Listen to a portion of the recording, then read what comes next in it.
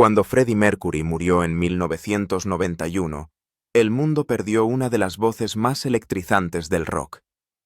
Millones de personas lloraron la muerte del deslumbrante líder de Queen, al que habían adorado sobre el escenario. Pero tras las pesadas cortinas del dolor, sus amigos más íntimos se enfrentaban a algo mucho más íntimo y sorprendente. Oculto en su casa de Londres Garden Lodge había un mundo privado que pocos habían visto. Escondida tras altos muros de ladrillo en Kensington, no era solo donde Freddie vivía, era su santuario. Y cuando las puertas finalmente se abrieron tras su muerte, lo que había dentro dejó atónitos incluso a los que pensaban que le conocían mejor. Mucho antes de que naciera la leyenda de Freddie Mercury, existió Farrokh Bulsara. Vino al mundo el 5 de septiembre de 1946 en Zanzíbar, entonces aún bajo dominio británico. Sus padres Bomi y Yer pertenecían a la comunidad parsi de la India occidental, descendientes de zoroastrianos de Gujarat. La tradición era muy arraigada en la familia Bulsara, pero también lo era la voluntad de buscar oportunidades a través de los continentes. Bomi trabajó como cajera para la oficina colonial británica y fue en Zanzíbar donde empezaron a brillar las peculiaridades y dones de su hijo. Una de esas peculiaridades era física. Freddie nació con 4 incisivos de más. Lo que a otros podría haberles parecido un defecto se convirtió a sus propios ojos en su arma secreta. Esos dientes le dieron una cavidad bucal más grande que él creía que le ayudó a dar forma a esa voz imposible y aguda. Era como si el propio destino le hubiera rediseñado para la música. Aunque Zanzíbar fue su lugar de nacimiento, la mayor parte de su infancia transcurrió en la India. A los 7 años ya aprendía a tocar el piano. Un año después, lo enviaron a St. Peter's, un internado de estilo británico cerca de Bombay. Allí su mundo empezó a cambiar. De día coleccionaba sellos, una afición heredada de su padre, una de las pocas posesiones suyas que se conservan en el Museo Postal de Londres. Pero por la noche, le consumía el rock and roll. A los 12 años, formó su primer grupo de Hectics, con el que interpretaba versiones de Elvis, Cliff Richard y Little Richard, con una seguridad que asombraba a sus compañeros de clase. Sus amigos recuerdan su extraña habilidad para escuchar una canción una vez y tocarla al instante al piano. También fue en St. Peter's Farrokh Bulsara, empezó a llamarse a sí mismo Freddie. El nombre se le quedó y la música se hizo más profunda. En 1963, Freddie estaba de vuelta en Zanzíbar con su familia, pero la isla estaba a punto de estallar. En 1964, la revolución de Zanzíbar arrasó el país y derrocó al gobierno árabe del sultán. Miles de árabes e indios fueron masacrados y los Bulsara huyeron para salvar sus vidas. Su huida les llevó a Inglaterra desde las soleadas costas de Zanzíbar hasta los grises suburbios de Feltham, Middlesex. Se mudaron de una casa modesta a otra hasta que finalmente se establecieron en Gladstone Avenue. Para Freddie, Inglaterra fue el verdadero punto de inflexión. Estudió arte en el Isleworth Polytechnic y más tarde en el Ealing Art College, donde se graduó en 1969 con un diploma en diseño gráfico. Esas habilidades le ayudarían más tarde a crear el icónico escudo de Queen, pero en aquellos primeros años sobrevivir significaba buscarse la vida. Trabajó como mozo de equipajes en Heathrow, transportando maletas y sueños que pesaban mucho más. Vendía bufandas vintage y ropa eduardiana de segunda mano con su nuevo amigo, el batería Roger Taylor. Para Taylor aún no era una estrella solo su excéntrico compañero, que siempre sabía dónde estaba la diversión.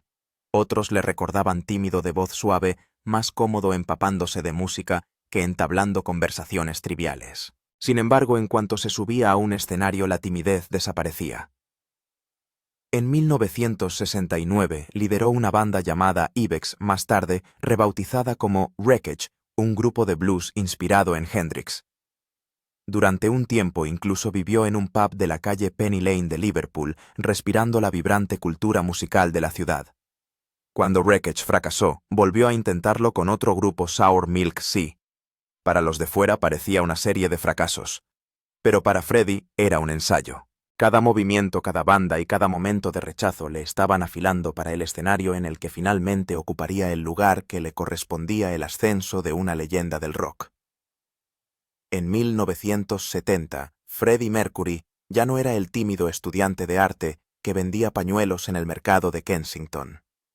Esa primavera unió fuerzas con el batería Roger Taylor y el guitarrista Brian May, convirtiéndose en el líder de su banda Smile. Un año más tarde, el bajista John Deacon completó la formación y nació el grupo que pronto conquistaría el mundo. Pero Freddie no estaba dispuesto a conformarse con un nombre ordinario. Mientras otros dudaban, él presionó por Queen. Para él la palabra era audaz, dominante y sí deliberadamente provocativa. Una vez explicó que sonaba regio y espléndido, fuerte y universal. Y aunque era perfectamente consciente de las connotaciones campestres, eso era solo parte del encanto. Por aquel entonces abandonó legalmente Bulsara y se convirtió oficialmente en Mercury, una identidad que encajaba con su destino más grande que la vida. Incluso antes de que explotara estaba dando forma a la identidad de la banda. Justo antes de su álbum debut, Freddie diseñó el Queen Crest, un fantástico escudo de armas que fusionaba los signos astrológicos de la banda: leones para Deacon y Taylor, un cangrejo para May y 2 hadas para él mismo, el Virgo.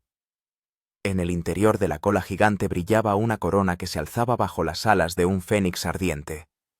Parecía casi real, un símbolo perfecto para una banda que gobernaría los escenarios como monarcas del rock. La voz natural de Freddie descansaba en el rango del barítono, pero su canto se adentraba en el territorio del tenor, dando a Queen una ventaja vocal que pocas bandas podían igualar.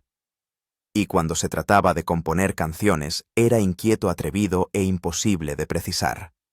Sus huellas están por todas partes en los grandes éxitos de Queen: Bohemian Rhapsody, We Are the Champions, Somebody to Love, Don't Stop Me Now y más. Cada una sonaba como si procediera de un mundo diferente porque Freddie odiaba la repetición. Admitía que prosperaba con el cambio, inspirándose en lo que le llamaba la atención de la música, el cine o el teatro. Algunas de sus canciones eran laberintos de teclas cambiantes y estructuras salvajes como Bohemian Rhapsody o los ambiciosos temas de Queen 2. Otras, como Crazy Little Thing Called Love, se reducían a un puñado de acordes. Lo que lo hacía extraordinario era el equilibrio. Freddie podía ser a la vez complejo y juguetón, dramático y ligero, pero siempre magnético. Y aunque a menudo confesaba que apenas sabía leer música, componía todo por instinto, sentándose al piano y dejando que las ideas fluyeran. Por supuesto, no eran solo los discos los que le definían, sino también el escenario. Freddie Mercury vivía para las actuaciones en directo. Ya fuera un teatro o un estadio, lo dominaba con una teatralidad que era a partes iguales provocación, conmoción y puro encanto. Quienes le observaban sabían que estaban viendo algo singular. David Bowie comentó una vez que Freddie no solo se unió a las filas de los intérpretes teatrales de rock, sino que llevó las cosas al límite. Brian May dijo que Freddie tenía una forma de llegar incluso a la última persona de la grada más alejada, arrastrando a cada alma del recinto a su órbita. La cumbre de ese poder llegó el 13 de julio de 1985 en el Live Aid. En solo 20 minutos, Queen se robó el espectáculo en el estadio de Wembley. Freddie, vestido con vaqueros y camiseta blanca de tirantes, hizo que 72.000 personas aplaudieran al unísono, y su nota sostenida a capella se conoció como la nota que se oyó en todo el mundo. Años más tarde, la crítica lo calificaría como la mejor actuación en directo de la historia del rock. Para los que estuvieron allí fue más que un concierto. Fue un momento de trascendencia. Su última reverencia con Queen tuvo lugar en Knebworth Park en agosto de 1986. Cerca de 200.000 fans vieron cómo Freddie cerraba con God Save the Queen, ataviado con una túnica real y sosteniendo en alto una corona dorada. Una semana antes le había dicho en voz baja a Brian May que probablemente no lo haría mucho más. Bajaba el telón, pero no antes de grabar su imagen de showman único en la vida. En el escenario era fuego. Fuera del escenario seguía siendo una mezcla de contradicciones.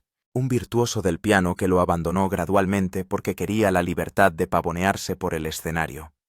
Un compositor que podía crear intrincadas armonías operísticas un día y al siguiente machacar una melodía rockabilly de 3 acordes. Incluso cogió una guitarra para temas como Crazy Little Thing Called Love, demostrando que con Freddie Mercury no había límites, solo reinvenciones, pero tan impredecible como su música era su vida privada. La excéntrica personalidad de Freddie y su vida amorosa. Era conocido por sus aventuras amorosas con hombres, pero lo que muchos no sabían es que Freddie Mercury también tuvo una serie de romances con mujeres, actrices, modelos, incluso nombres conocidos. Para ser un hombre que vivió bajo los focos más brillantes del rock, se las arregló para mantener oculto gran parte de su mundo privado. Los que le conocían a menudo decían lo mismo. Freddie tenía muchas facetas. En el escenario era más grande que la vida, un pavo real de lentejuelas y cuero que dominaba los escenarios como un dios. Fuera del escenario podía ser tímido, esquivo y casi reservado. Pero cuando caía la noche vivía como si el tiempo mismo le persiguiera. Vivía rápido, fuerte y sin miedo. En su mejor momento, Queen organizó fiestas tan salvajes que se convirtieron en leyenda. Ninguna más infame que el Jazz Album Bash de 1978 en el Hotel Fairmont de Nueva Orleans. Imagínatelo. Camareros desnudos balanceando bandejas, luchadores desnudos en una bañera y enanos deambulando con bandejas plateadas de cocaína atadas a la cabeza. Incluso había un artista que mordía cabezas de pollos vivos. El exceso de rock and roll tenía cara esa noche y llevaba bigote. Era un mundo muy alejado de la estricta infancia de Freddie en la India y de la tranquila vida londinense a la que llegó con solo 8 años. Pero una vez que probó la fama, la moderación nunca formó parte de su vocabulario. Incluso cuando el VIH empezó a introducirse en su vida, se negó a bajar el ritmo. Meses después de su diagnóstico, convirtió su 41 cumpleaños en una de las noches más salvajes de Ibiza. 700 invitados, 350 botellas de champán y unos fuegos artificiales tan colosales que iluminaron el cielo de Mallorca. Por la mañana la cuenta incluía el coste de 232 copas rotas. A mediados de los 80 Freddie había escalado tanto en la fama que hasta la realeza quería participar. Su amistad con la princesa Diana era un secreto a voces en círculos cerrados. Una noche la disfrazó con chaqueta, sombrero y gafas de sol y la llevó a la Royal Vauxhall Tavern de Londres, un club gay donde por fin se escabulló de las miradas del mundo, aunque solo fuera por unas horas. También gravitó hacia otros iconos como Michael Jackson. Intentaron grabar juntos en 1983, pero las peculiaridades se interpusieron. Freddie se quejó por teléfono de que no podía seguir trabajando con una llama en el estudio. Por otro lado, en una ocasión, Jackson interrumpió una sesión tras pillar a Freddie esnifando cocaína a través de un billete de $100. Su química se esfumó dejando solo historias. Mientras el mundo especulaba sin parar sobre... Freddie rara vez hablaba de ello. Ni siquiera sus padres sabían que era posh. Algunos creían que ya había confesado su verdad a través de Bohemian Rhapsody, ocultando sus luchas personales en sus crípticas letras. Pero en su mundo privado, las mujeres seguían estando profundamente entretejidas en su historia. El gran amor de sus primeros años fue Mary Austin. La conoció en 1969, mientras ella trabajaba en la elegante boutique de moda Viva. Freddie tenía 24 años, estaba arruinado y vendía ropa en un puesto del mercado con el batería Roger Taylor. Mary tenía 19 años, tenía los pies en la tierra, era de clase trabajadora y estable. Se compenetraron rápidamente, se mudaron a un pequeño piso, donde durante años Mary pagó las facturas, mientras Freddie perseguía un sueño que nadie más podía ver todavía. Cuando por fin llegó la fama, Freddie le propuso matrimonio. Mary recordaba estar demasiado sorprendida para comprender lo que estaba ocurriendo. Pero el compromiso se deshizo cuando él admitió su atracción por los hombres. Mary recordó haberle dicho rotundamente que no era, en absoluto, era gay. Aquella conversación puso fin a su romance, pero no a su vínculo. Siguió unida a él, trabajó para su empresa, viajó con él en giras y estuvo a su lado hasta su último aliento. Freddie la llamó concubina y le dejó su casa de campo del jardín de la mansión de Kensington y la mitad de su fortuna. Ella se convirtió en la guardiana de sus cenizas, un secreto que guarda hasta hoy. Más tarde llegó Bárbara Valentin, la extravagante actriz austriaca que igualó la energía de Freddie con su propio fuego. Durante sus años muniqueses también se enamoró profundamente de Winfried Winnie Kirchberger, una restauradora alemana que le regaló un anillo de casado que llevaba con orgullo. Pero fue Jim Hutton, un peluquero irlandés, quien se convirtió en su verdadero compañero de vida. Freddie le llamaba marido, llevó la alianza de oro que Jim le regaló hasta el día de su muerte, y construyó con él un hogar en Irlanda. Jim estuvo a su lado durante los últimos 7 años a través de la enfermedad y el declive hasta el final. Fuera del amor, las obsesiones de Freddie brillaban con la misma intensidad. Sus gatos eran prácticamente sus hijos, hasta el punto de que llamaba a casa mientras estaba de gira, solo para que alguien les acercase el auricular a sus peludas orejas. Su favorita Delilah incluso tenía una canción con su nombre. Su casa de Kensington rebosaba de arte y antigüedades japonesas, tesoros que coleccionaba con la misma pasión que ponía en la música.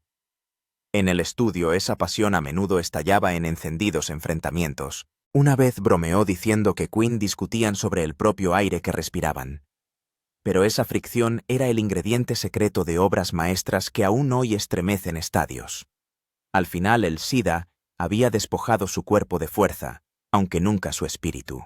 Freddie no confirmó públicamente su enfermedad hasta el mismo día antes de su 1991.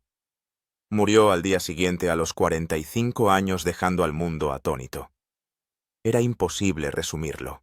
Demasiado grande, demasiado contradictorio, demasiado vivo. Pero quizás su compañero de banda, Brian May, lo hizo mejor. Freddie Mercury, un amante de la vida y un cantante de canciones. La vida de Freddie fue una llamarada de contradicciones, tierna en un momento y explosivamente feroz al siguiente. Pero a pesar de todo el amor que vertía en sus gatos, su arte y su música, no todas las relaciones de su vida se basaban en la devoción.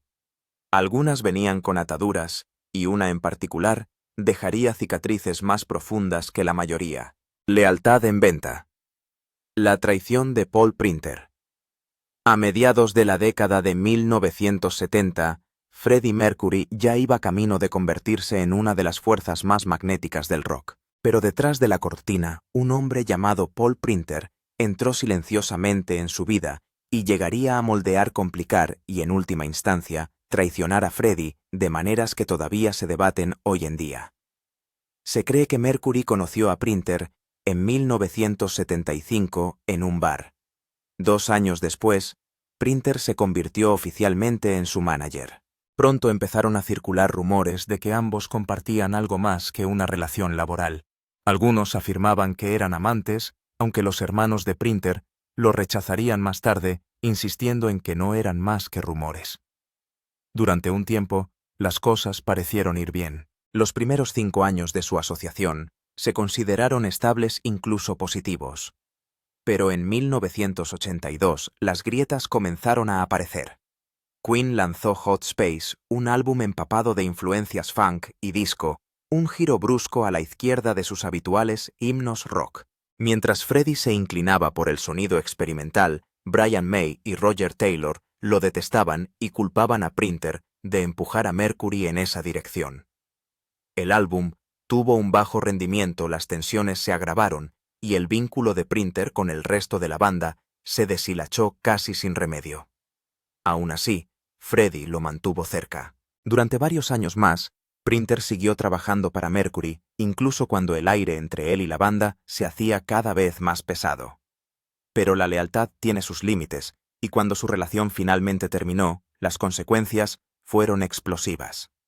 En 1987, Printer vendió una historia perjudicial a The Sun. En él reveló públicamente que Mercury había dejado al descubierto su relación con Jim Hutton. Fue una traición que conmocionó a los más cercanos a Freddie. Según su hermano Ray, la amargura de Paul provenía de haber sido dejado de lado en una época en la que él mismo luchaba contra el VIH-Sida. Ray explicó que Paul había trabajado para Mercury durante años y que se sentía abandonado sin apenas nada que demostrar. Sus palabras pintaron el retrato de un hombre que se sentía traicionado, herido y desesperado. Ray reveló que Paul, necesitado de dinero para su tratamiento, había recurrido a los periódicos porque sentía que no tenía otra opción. Esa traición dejó una mancha en el legado de Printer, y para los fans de Freddie Mercury se convirtió en uno de los capítulos más oscuros de la historia del cantante. Ese capítulo con Printer dejó cicatrices no solo en la imagen pública de Freddie, sino en la frágil confianza que depositaba en los que le rodeaban. Después de ese tipo de traición, su círculo se hizo más estrecho, su guardia más alta y su necesidad de privacidad aún más absoluta. Por eso, cuando su salud empezó a flaquear, solo unos pocos elegidos llegaron a vislumbrar la verdad de lo que estaba sufriendo. Freddie Mercury vivió su vida como nadie. Ruidoso, extravagante y sin disculpas, original. En el escenario era la definición misma del espectáculo, ataviado con trajes relucientes, dominando los estadios, con voces que podían hacer temblar los cielos. Sin embargo, detrás de todo ese color y fuego, Freddie construyó un mundo privado que estaba ferozmente protegido. Y aún menos sabían la verdad sobre lo que realmente le estaba pasando en los últimos años de su vida. Cuando llegó el 24 de noviembre de 1991, el mundo había perdido a una de sus grandes voces. Lo que sorprendió a muchos no fue solo el hecho de que Freddie Mercury había muerto. Fue lo poco que se sabía fuera de su círculo más cercano. La última vez que los fans le vieron en el escenario con sus compañeros de Queen fue en los Brit Awards de 1990. Después de eso, Freddie empezó a retirarse, escabulléndose cada vez más en las sombras de Garden Lodge, su santuario de Kensington. En su interior solo tenía compañía de aquellos en los que más confiaba: su ayudante, Peter Freestone, su compañero Jim Houghton y su amiga de toda la vida Mary Austin. Los otros miembros de Queen no estaban ciegos a la verdad. Podían ver que su compañero de banda estaba enfermo, pero Freddie nunca invitó a hablar de su salud. Los rumores se habían arremolinado por años. Periódicos como The Sun publicaron historias en las que se afirmaba que se había sometido a la prueba del VIH en 1986. Sin embargo, nunca se confirmó nada, y al más puro estilo, Freddie mantuvo el control de la historia hasta el final. No fue hasta el 23 de noviembre de 1991, justo un día antes de su muerte, cuando el mundo por fin lo oyó de su boca. Su publicista Roxy Meads hizo público un comunicado que Freddie había redactado en su lecho de muerte. Reveló que había dado positivo en la prueba del VIH y que vivía con SIDA. Freddie explicó que había decidido mantenerlo oculto para proteger la intimidad de sus allegados, pero había llegado el momento de que sus fans supieran la verdad.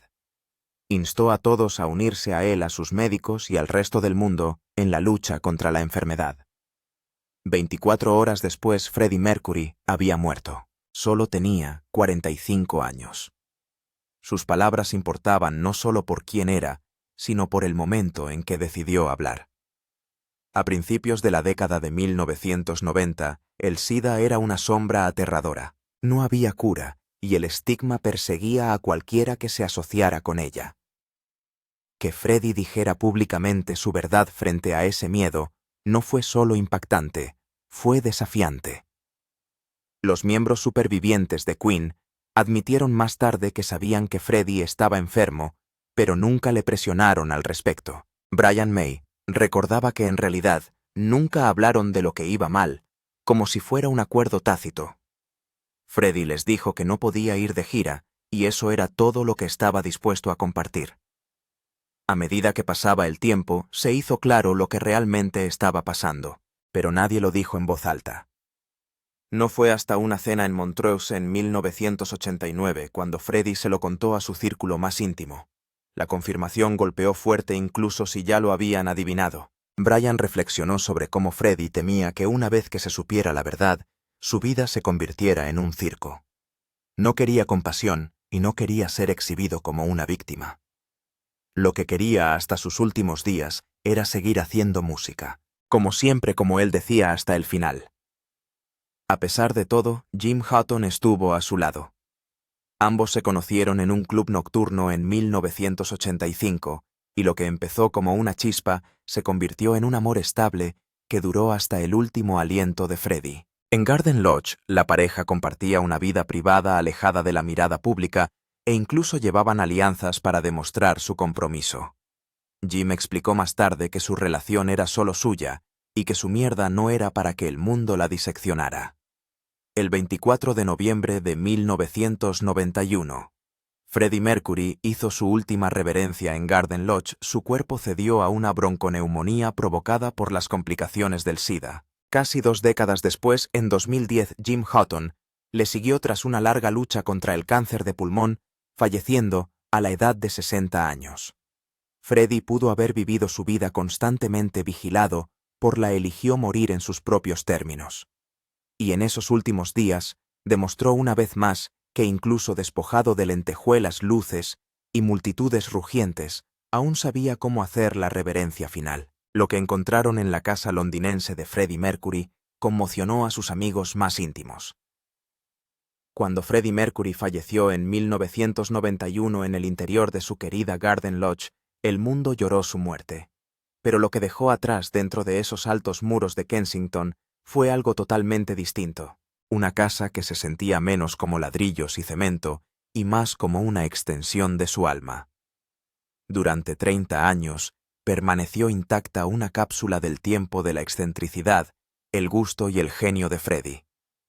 Y cuando la gente finalmente echó un vistazo a lo que había dentro, Freddie compró la casa en 1980 en el apogeo de la fama de Queen, gastándose $500,000 en lo que se convertiría en su santuario, en un lugar de Logan. Una casa de estilo georgiano que rápidamente se hizo conocida entre sus amigos como Garden Lodge, era algo más que una dirección. Detrás de la ahora famosa Puerta Verde, Freddie construyó un retiro que reflejaba cada una de sus contradicciones, ornamentado pero íntimo, ruidoso pero tranquilo. El estilo victoriano se mezcla a la perfección con la calma japonesa. Mary Austin, la antigua prometida y confidente más cercana de Freddie, recordaba el momento en que entraron por primera vez por aquella Puerta Verde. Para ella, la casa se sintió al instante como un lugar de paz, una auténtica casa de artista. Y sin embargo, la extravagancia de Freddie estaba en todas partes, no más que en su camerino de espejos, donde se calzaba sus zapatillas blancas, perfeccionaba su bigote y se transformaba en la fuerza imparable que se apoderaba de los escenarios de todo el mundo. Pasa la puerta y te encuentras con paredes amarillo azafrán atrevidas y cálidas, un color que Freddie adoraba. No fue al azar. Irradiaba la misma brillantez que llevaba sobre el escenario. El salón de 2 plantas con su vertiginosa altura albergaba su piano, el mismo en el que nació Bohemian Rhapsody. Arriba, a través de ese camerino de espejos, estaba su dormitorio, donde el showman encontró finalmente el descanso. Durante décadas Mary conservó la casa exactamente como Freddie la había dejado, como si pudiera volver a entrar en cualquier momento, sentarse al piano y empezar a componer de nuevo. Los jardines eran igual de extraordinarios. Freddie supervisó personalmente su creación diseñándolas al estilo japonés. Las magnolias florecían en suaves rosas. En el fondo había juegos de agua y la topiaria esculpida confería a todo el espacio una calma de otro mundo. En Kensington, un lugar donde el espacio al aire libre es casi mítico, Freddie se había labrado su propio Edén. Su sala de música daba al jardín, al igual que el bar donde entretenía a sus amigos más íntimos. Casi te lo puedes imaginar allí, con la bata sobre los hombros, vaso en mano, contemplando las flores mientras letras y melodías se formaban en su mente. Pero Garden Lodge no era solo un lugar para vivir. Se convirtió en una cámara acorazada de los tesoros de Freddie. Cuando Mary decidió desprenderse de la casa, primero vendió más de 1.500 de sus posesiones a través de Sotheby's, donando los beneficios a organizaciones benéficas contra el SIDA. Entre los objetos se encontraba la inolvidable réplica de la corona de Saint Edward y la bata de terciopelo que llevó durante la gira mágica de Queen de 1986. Freddie se había puesto ambas con una sonrisa, un guiño irónico a su título de autocoronado rey del rock. Esas imágenes con los brazos abiertos y la corona brillando bajo las luces del escenario siguen siendo algunas de las más icónicas de su carrera. Los fans pudieron ver aún más letras manuscritas de canciones que definieron una época, extravagantes trajes de escena y los mismos objetos que habían llenado Garden Lodge durante décadas.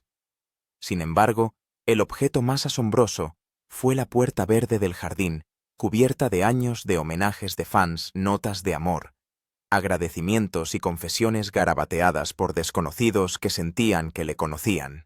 Cuando se subastó, alcanzó la increíble cifra de 412.750 libras, casi el precio que Freddie había pagado por toda la casa en 1980. En 2024, cuando la casa salió finalmente a bolsa, su valor se había disparado a más de 30 millones de libras. Mary admitió que había sido un placer vivir en la casa rebosante de recuerdos de risas, música y paz. Esperaba que quien cruzara la puerta verde sintiera lo mismo que ella y Freddie, que no era solo una casa, sino un santuario para la creatividad y el amor. Garden Lodge no fue diseñado para desvanecerse silenciosamente en la historia. Fue construido, arreglado y habitado con la misma rapsodia que definía al propio Freddie Mercury, como su música era audaz, tierna y atemporal. Y al igual que el hombre, seguirá atrayendo a la gente durante décadas. Un eterno recordatorio de que la magia de Freddie nunca estuvo solo en el escenario. Vivió en cada espacio que tocó. ¿Alguna vez fuiste fan de Queen? Cuéntanoslo en los comentarios. No olvides darle a me gusta, compartir y suscribirte. Además, haz clic en el siguiente vídeo